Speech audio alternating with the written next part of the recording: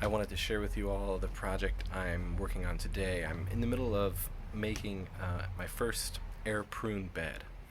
The general idea of an air prune bed is to have a a raised bed thing with a lot of air underneath it, so that when the plants planted here grow their roots down, their roots go through the holes and sense the air beneath it, and it self prunes the root.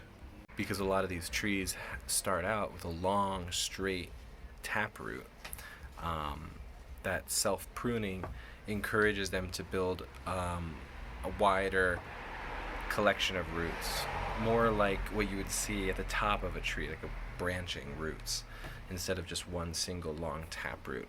It makes for healthy transplants with bare root systems from everything I've read, but also allows me to grow it in such a small space. Everything I've seen online, you typically make an air prune bed out of wood. So you make a box, and then the bottom you line with like hardware cloth or mesh, to allow lots of air, but it's still something there to hold the soil in place. I decided to go with this design, kind of a design I've made up on my own just as a test. I'm going to test to see if it works, and really, for me, this design was about cost.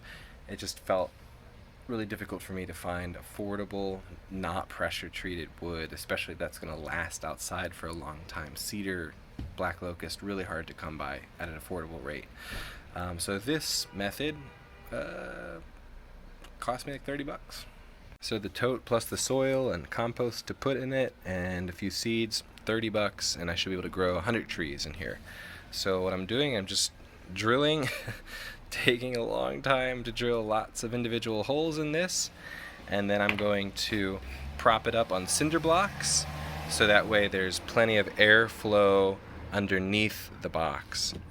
So it'll be propped up a couple inches off the ground like this.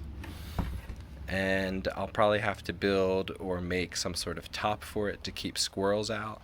But generally that's the idea. I'll let you know how it goes. I'll tell you though, I already noticed one flaw with this system that I'm not a big fan of right now. It's just creating a lot of plastic waste. The drilling is not really enjoyable to see all this little tiny plastic everywhere, and I have to work hard to clean it up and make sure it doesn't get in the garden. I think maybe if I was to do this again, I might try to just like cut out the bottom of the plastic container and then mesh at the bottom.